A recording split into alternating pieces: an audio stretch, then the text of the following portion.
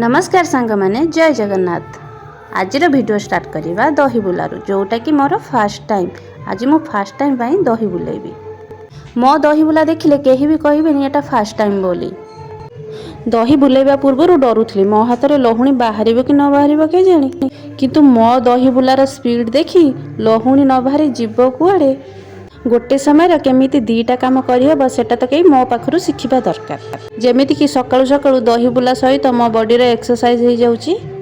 एमानके ही कहती गोटे गुळे रे दीटा शिकार करिबा। सबुबले माँ दही बुलांती आ मो पाखरे थाई कि देखे। जेहेतु माँ मो पाखरे नाहंती मते बाध्य होई दही बुलेबाकू पड़िला। मते लागुतला दही बुला तो बहुत सहज, किंतु जेतेबेले बुलेइली सेतेबेले लागिला दही बुला केते कष्ट। हाथ रे जो पेन होता ना कहतुनी दही तो लहुणी बाहर करदेली। लहुणी को सांगे सांगे जाके घीओ मारिया पे बसईदेली।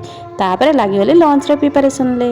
लंच रे माछ तरकारी को भात आउ भजा। देखंतु मो माछ तरकारी केते लाल टक टक। देखले तो पाटरू लाल बाहरी पड़ुछ खाया पाई। पाटिरू लाल बाहरिले कौन होला, किंतु मु तो एको खाई परिबेनी। बास्ना रे पेट पुरेइबा कथा।